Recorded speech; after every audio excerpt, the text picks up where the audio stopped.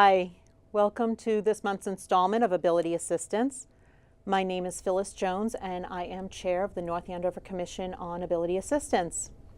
We are joined behind the camera today by fellow Commission member Jeff French and always our all-volunteer crew from Greater Lawrence Technical School. This month we have Victor Lopez, Joshua Robles, and Carly Jones. And as always, our executive producer, Susan Martin of North Andover CAM.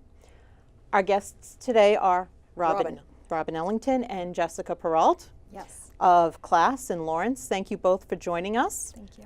Why don't we take a minute and just talk about who you are and what you do over at class. After you. Okay.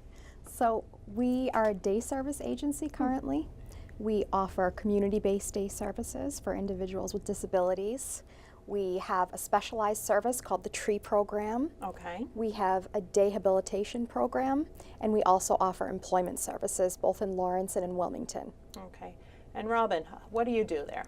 Well, while Jess is the overseer of all of those operations, I'm the director of marketing, and I make sure that whatever the programs are doing are visible to the community so that it furthers community engagement. So that's what you're doing right now. Exactly. That's my mission. That's your mission. And the mission, if I haven't already discussed it with you, what is the mission and the history of class? Can you go into that a little bit? So we started in what year? I'm not sure. 1976. 1976. Oh, wow, you're almost as old as I am.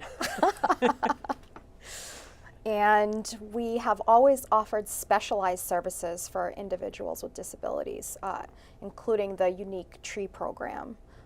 So we were sort of a pioneer in Massachusetts offering services to high-risk individuals, primarily individuals with court involvement or with serious behavioral issues, and sort of pushed for them to be employed within the community and offered day services during the day. So it's been Jess's job to really create that as a program, and now it's been branded, and it's one of the two programs in the state of Massachusetts that is successful at supporting individuals with the dual diagnosis. But from where we came to where Jess has brought it now, class was founded by parents who wanted more for their kids, and they had the first programs in their living rooms. And as that grew, they went to a church basement. There were community members to make sure that the program was successful. We had a pastor, we had a psychiatrist, invested parents. Then as the program grew more, they went to a storefront on Essex Street in Lawrence. And kind of incrementally. Yes, we just kept outgrowing our space. So This is a good thing. Where we started with 7 or 8 sons and daughters, we now support more than 400 individuals daily. Wow, wow. Now, what geographic area does class serve? I know you folks are based in Lawrence, but what geographic area do you serve? Are you statewide? Are you Merrimack Valley only? Just, outside of 495, give us an idea. So it's primarily the Northeast region. Okay. But that being said, we're now having clients being transported from other parts of the state over an hour and a half away. So Worcester? We're definitely expanding. Right now as far as Maynard. Okay. So pretty far out. Yeah, that's close to the Worcester area. Yes, I think it is. I think Maynard is considered Metro West still at that point. Yep. So Metro West, Merrimack Valley, North Shore? Yes. A lot of North Shore Essex and clients. Middlesex counties. Okay. Do you go into Suffolk at all for the Boston area? I think as far as Lynn, I'm not sure. Lynn is I don't Middlesex. I don't think No, I Boston. thought Lynn was Essex. We don't know. Whatever. It's on the line, I guess. Yeah, it's on Geography the is not my favorite. No, mine either. It's considered North Shore. How about we split the baby that yeah. way? Yes. Now, you offer all sorts of different programs. What's the age group that you serve first and foremost? I think our youngest right now, I want to say, is 21 or 22. Okay. And I know in TREE, my oldest client is late 60s. I'm not sure if there's anybody older than that throughout the agency. We have Emily. We have 2 offices for programs, Okay. one in Lawrence, one in Wilmington, Mass. Okay. So Emily is in our Wilmington office, and she's a very energetic 83. and would probably show us up in any kind of wheelchair race. Good for her. She's just amazing. Good for her. 83. Wow. You'd be lucky to get me off the couch probably at 83. Good for her. So we have people coming out of high school at age 22. Yep. They stay in high school till age 22, and then they leave special education on their 22nd birthday. So then they come to a program like Class for Adult Services. Now you offer employment and career services. Yes. Why don't you tell us a lot about that? Because that kind of encompasses all of adulthood. Yes. Really. Absolutely. So right now we're in the process of creating a pathway to employment. It sort of is a comprehensive program that starts everyone sort of at their own pace. Okay. So through the assessment process and through sort of the support network of the individuals that we're serving and their families and guardians and their dreams and wishes and goals for employment, we sort of create a person-centered career plan. Okay. Then a vocational skills assessment, and then we sort of move them along at their pace as they're ready. We offer group employment services, and we also offer competitive employment. A lot of people want to go into our community-based day service first, then try a little bit of group employment, and then go into competitive employment. And we also have lots of individuals that just want to really start working in the community right away competitively. Now let's break that down. You have, and I'm sorry, you had the group employment, Yes. the competitive employment, and what was the third? Community-based day service. Thank you. Why don't we start with the group employment, just to throw one out there? Sure. So we have currently 8 group employment sites. Okay. Within the fields of retail, food service, janitorial work. If I could interject. Sure. The Stevens Estate right here in North Andover employs 6 individuals from Class. Yes. That's great to know. That's great to know. And what determines, how does somebody choose that they want to do competitive employment? So group employment usually comes prior to competitive employment. Okay. Because we use that also as an assessment period. So they either come into our TREE program or our community-based day service program, either here or in Wilmington. Why don't we talk, what's the TREE program?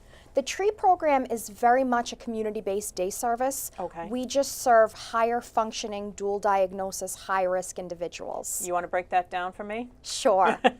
So our individuals, the majority of them are much higher functioning than in Okay. other departments.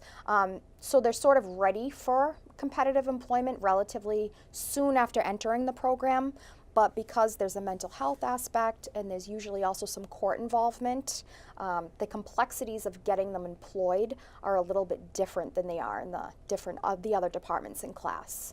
Now, you say there's a mental health part to it. Yes. I mean, what are we talking about? There's so much of a range there. You've got somebody who might have ADHD or all the ways up the scale to something else. Sure. You know, can you break it down so that people understand? Sure. Absolutely. So like Robin said earlier, we're one of 2 programs in the state that serves these specialized individuals. That being said, we're serving individuals with severe mental illness, and then as well they have the cognitive. So they have developmental disabilities, but a lot of them also have the mental illness as well. And then on top of that, the majority of them also have court involvement. Okay, so are we talking about possibly somebody with Down syndrome? And then some sort of court involvement? Am I, hitting that in the right direction?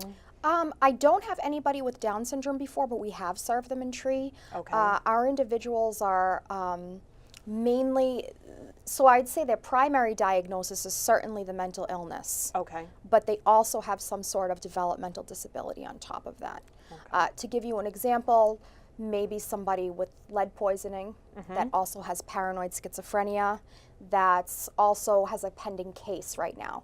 Okay. Now, talking about court involvement. Yes. There are different levels of court involvement. Yes. There can be something as simple as, just assault, which is just talking to somebody. There could be battery, there could be violent crimes. What are we talking about for court involvement? A wide range of court involvement, I would say, but I would say that when you think of the highest risk individuals or individuals that have spent time incarcerated before, those are the individuals that we're serving. So the more serious sort of offenses. So these are individuals who have probably had childhoods that none of us could imagine. Yes. And because of their disabilities, they were abused. They learned to live with abuse, and so learned those behaviors. And Jessica's TREE program is a place for them to feel safe, learn responsibility, and then feel valued. TREE stands for Treatment, Responsibility, Empowerment, Employment. So that is the path that they follow in order to become a full-fledged member of the community. You're talking about a lot of very impactful things. I mean, you're talking about a childhood that, you know, nobody would want anybody to go through. You're talking about medical conditions. You're talking about somebody who's then, because of the other two processes, has had some sort of violent crime that they've committed and been, you know, incarcerated. That's a lot to kind of work through. How do you do that? So, so first off, it's not always a violent crime. There's sort of different crimes, fire-setting behaviors, and other things. I would say that we have a very comprehensive intake process. Okay. So sometimes we'll take people directly from like correctional type institutions like jails, but also from schools. So a lot of times we do get individuals before the age of 22, and it's because they're at sort of specialized schools as opposed to regular high schools because some sort of crime was committed when they were underage. Okay. So we do have a much younger population coming in right now. So you're talking more juvenile offenders than... At times. Okay. But we'll also get somebody, you know, from Essex County Jail in their 40s.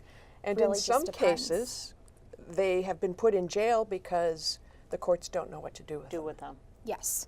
So the other sort of program, I don't want to speak too much for them, but it's on the other side of the state. In that area, they serve about 25 individuals. We serve about triple that right now in the TREE program. That would be 75.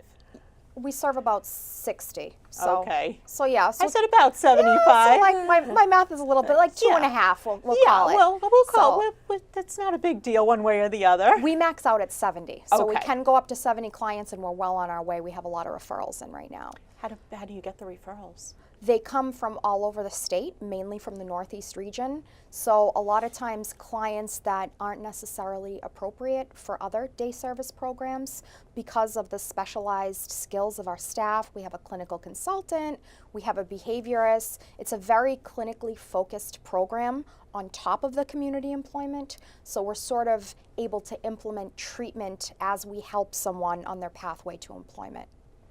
Now, you said that this is the first step to then going to group employment? Yes. So a lot of individuals within the TREE program graduate to our community-based day service program. Okay. Either in Lawrence or in Wilmington, and then from there, competitive employment. But we also offer our own group employment sites within the TREE department, and we've also taken people right from TREE into competitive employment as well in the community. Now, what sort of jobs are these folks doing? It's really a wide range of jobs. Everything from working in a lumber yard to working at Nordson Medical in Salem, New Hampshire, sort of manufacturing, warehouse and fulfillment, janitorial, packaging, stuff like that. We also have individuals that are like soldering, and we have a contract with a company called Beer Savers, and it's like a 40-step process, and we make these little sort of tubes that attach to a keg. And so when you go to somewhere like Dave & Buster's, in order to save beer, when they pour the beer in, this little Beer Savers tube will stop the beer from continuing to pour out. So you actually save a lot of the beer within the keg because of these. That's great for people who drink beer. inventions. I don't drink beer, but that's great for people who drink beer. But think about how much beer they must serve at somewhere like Dave & Buster's or different bars around the state. No, they don't. It's saving the people that are serving the product lots of money. Lots of money, lots of hassle. Yes. One of the important aspects of group employment is that's an individual's opportunity to work with others, to start working for a supervisor and knowing what their personal responsibilities are, as well as to the group, as well as to the business. And when they succeed at that, there's a readiness assessment, and Jess's group follows them closely and determines when they're ready for competitive employment or independent employment. Absolutely. And if you're talking about getting them into an environment where they have to answer to a supervisor, you know, when you compare and add in the background, that's a huge, you know, accomplishment to be able to do that, because their initial association with the equivalent of a supervisor might be an abusive parent. So you answer to an abusive parent, you have to go and then answer to a supervisor who's hopefully not abusive. It's a mental leap for people to be able to do that. Do you offer any sort of individualized courses to be able to get that person to be able to go from the situation where they can trust that they're answering to a supervisor versus somebody who was like a supervisor in their life who abused that authority? So within the tree department, we have something called the best practices that was developed by our clinical consultant who's been on board for about 30 years. And this clinical aspect of the program more or less focuses on trauma-informed care. Okay. So that's sort of the basis and foundation of what we're offering in TREE. We sort of understand what the majority of our individuals have been through. We're also, based on both of their diagnoses, trying to meet them where they're at, whatever stage that they're at, and start them from there. Some people might be ready to be employed within 3 months. Some people might need 3 years. And we sort of leave that up to them, leave that up to the vocational skills assessment, and also what their personal dreams and goals are for themselves. What type of, let's go the long scale. Sure. You know, some people have certain types of dreams of what they want to do with employment. It might just be self-sufficiency. Mm-hmm. And then you have all the ways up to somebody might want a graduate degree eventually and move on to certain types of other jobs. I mean, we're seeing it out there all the time. People say, for example, Down syndrome. We learned earlier this year that there's a woman with Down syndrome who is on Capitol Hill. Yes. Who is a lobbyist. Yes. That takes a lot of education, that takes a lot of focus, that takes a lot of mental capability to be able to talk with these politicians and try to get your point across. Sure. So there's a huge range of area. You know, can you explain a little bit about what that huge range of area that you've seen your clients participate in? Maybe I could tell the story about Andrew. Sure. So And we also have Janelle. I was going to tell the story about Janelle. How about you take Andrew both first? stories? Yes. Okay. So Andrew came to us and wanted to be part of the community-based day services program. Okay. Where he was allowed to pick and choose. He went online to determine what line of business he wanted to be involved in, and his first group employment assignment was working at the Stevens estate, as a matter of fact. So he was breaking down events, stacking chairs, he was cleaning the area, the mansion is cleaned from top to bottom, and he told his job coach, and everybody is assigned a job coach, that really wasn't fulfilling enough for him, and he was looking for something a little bit more responsible, where he could be responsible for a particular job. So then he was matched up as a janitorial assistant at Muffintown in Lawrence. Okay. So his task was to clean the conference rooms, the bathroom areas, and so he was given a very specific list of tasks as soon as he came in. And he had trouble. He's very highly functioning autistic. Okay. So that when a room was occupied, but he knew that he was supposed to clean that room, he would pace outside the room until the room was empty. And his supervisor didn't really understand that behavior. So there was frustration on both sides. And Andrew said, I feel like I'm not doing something that's worthwhile. I want to do something that's important to people. So his job coach matched him to Nordson Medical that Jess mentioned a little earlier, and he is working in the balloon manufacturing department. His job is to create the balloons that are used in surgery, the balloon stents. Okay. And he creates the balloon, he does quality inspections of the balloons, and it's a 40-hour a week job. His mom takes him to work, and when she picks him up from work, she says, "How many lives have you saved today?" Oh, gosh. And his top has been 65. Good for him. And now he has a job where he is respected, he is valued, and he's contributing. That's all he wanted, and he is the happiest man on earth. And you know what? that's what most people want out of their jobs. That's what we all want. To be respected, to be valued, to be treated well. You know, I mean, that usually the happiest employee is somebody who does that, and it doesn't matter your background. Yes. And you are going to be telling another story about another individual. Yes. So Janelle came to us probably about 2 years ago when I first started with class. So she was the first person that I was sort of intricately involved in sort of bringing into the tree program. Okay. And it was challenging in the beginning. There was sort of constraints put on me about what she could do and what she couldn't do within the program. And she has a lot of complexities. And because of those complexities, she was not ready initially to sort of go out and to be competitively employed. And that being said, she had all the skill in the world. Prior to coming to class, she had a license. There was a period of time that she lived independently. She worked as an administrative assistant for a period of time. So she came into the program with this background and a photographic memory like I've never seen before. And we really wanted to give her the opportunity to leverage her skills, even though she wasn't ready to transition into the community. Yep. So currently, Janelle is sort of, we call her the boss of the tree department. Uh-oh. She has her own walkie-talkie. She has her own office set up, computer area. She's responsible for entering all the time information for all the individuals that work into our system that directly goes into our payroll system at class. She has her own class email. She's kind of like an employee. Now, you said to be paid at, at class. Does that mean that class pays these folks, or does that mean that the individual employers, or are you funded by the individual employers to then pay these folks? So that's considered an internal job. So internal jobs are paid at Massachusetts minimum wage or hired, and class pays that. But if the individual is working in the community, the employer's paying that. Okay. Even at our group work sites, the employer's paying that. employer's But any internal job, we're paying within class. Which makes sense because they're working for class. Yes. So we have about 40 individuals who come to class programs who are on the class payroll.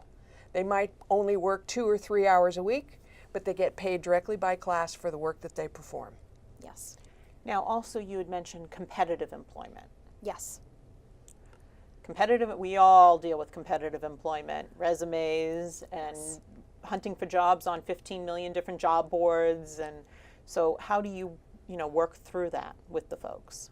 So we've built a lot of community relationships with employers that are sort of our go-to employers, but you also have individuals that are referred to competitive employment that might want to do something within a field that you don't have a relationship with an employer. Okay. And so you have to sort of start square one. You also, part of our pathway to employment is meeting individuals where they're at. So some individuals might need to do mock interviews. You might need to sit down with them to fill out applications. And then there's other individuals that can sort of do that stuff independently Already on their own. with very little support, and you can move them on very quickly. So we really try to use the vocational skills assessment to figure out sort of what process they're in on their pathway to employment and go from there. Now, vocational skills assessment, does that possibly also include vocational training, like maybe at the Greater Lawrence Technical School during their night program, or somehow else bringing folks in who can train them in vocational? Want to speak about that a little bit more? Sure. So within our community-based day service, we have an I Can Work curriculum. Okay. So a lot of our individuals are allocated a little bit of hours either for group employment or competitive employment, and then that's sort of like a comprehensive day service. So they also go to the community-based day service program. So other than the I Can Work curriculum, they also do soft skills training and things like that throughout the day.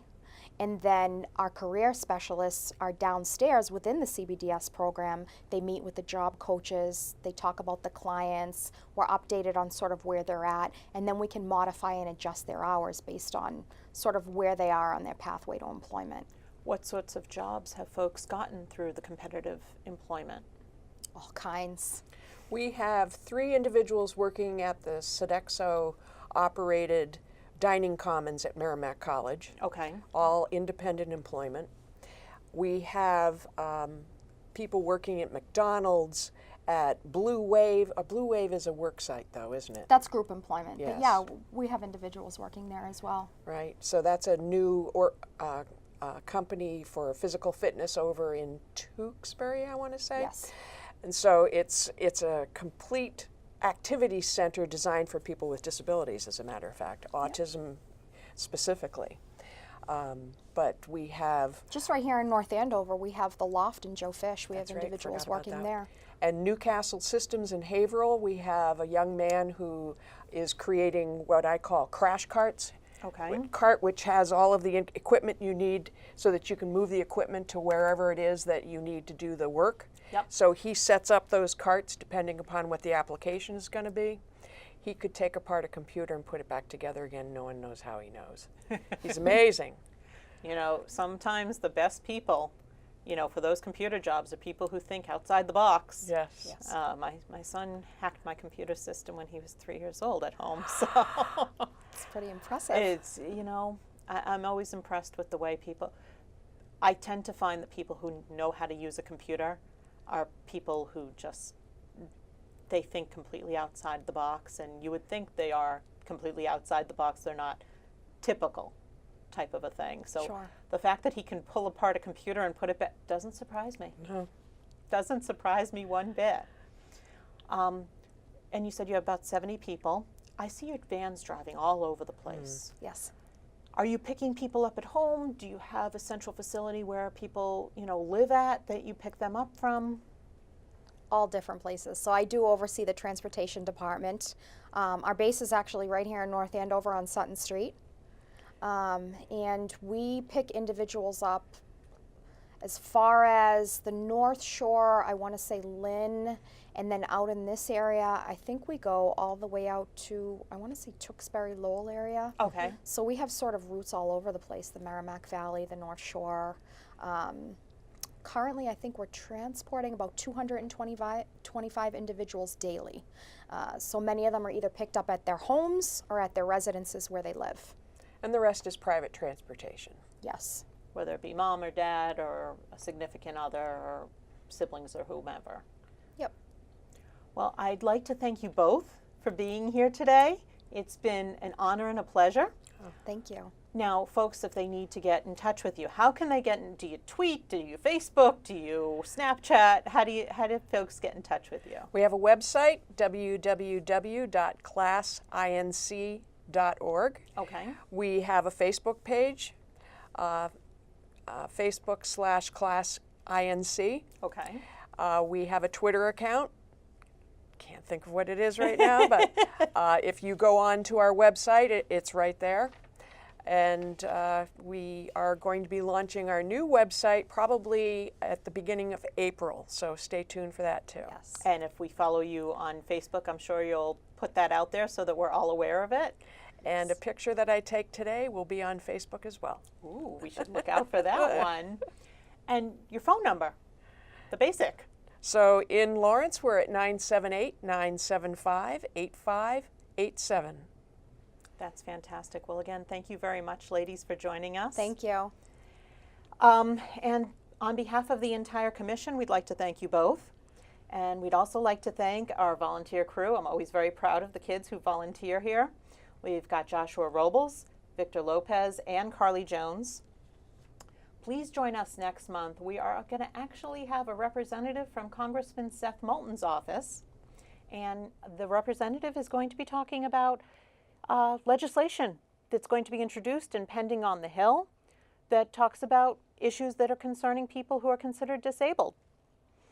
If you want to reach us, you can always call Town Hall at 978-688-9500. We are on Facebook at Commission on Disability Issues, that's with an S, NAND. Also, we are excited that coming soon, we are going to have podcasts. We're going to take the audio of our shows and put them out there on podcasts. Best way to find out about that is to follow us on our Facebook page. And we're always looking for new commission members. If you are interested at all in helping folks or improving and promoting the quality of services that are offered here in town for folks that are considered disabled, please contact North Andover Town Hall and they'll run you through the rest. And we look forward to bringing you our next episode of Ability Assistance. Thank you very much. Until next time.